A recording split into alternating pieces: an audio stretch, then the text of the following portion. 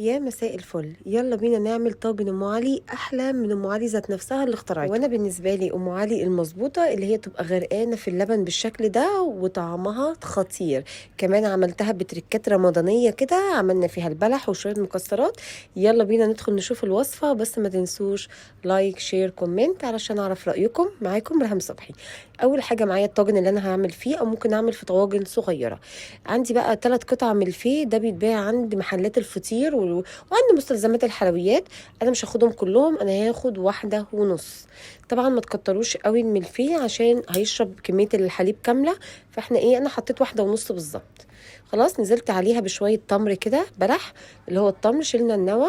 ولو بلح ناشف انقعيه شويه، وبعد كده يطرى ابدأي فصصيه وحطيه. بعد كده 3 معالق كبار من جوز الهند المبشور.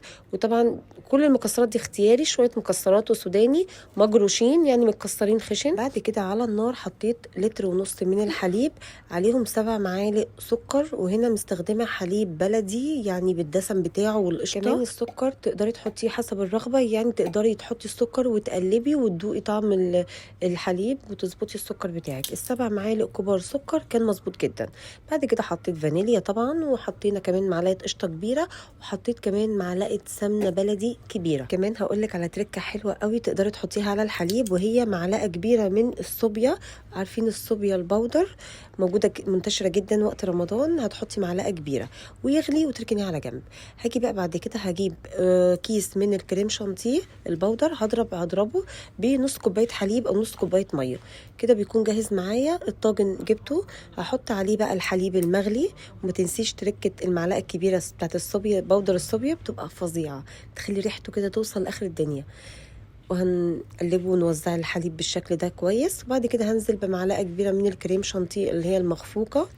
تقدري تستخدمي كريمه لباني مخفوقه، او كيس بودر الكريم شانتيه، او وات ايفر المتوفر عندك. تعالوا بقى نروح على الفرن. الطاجن ده هيدخل الفرن بالظبط 10 دقايق.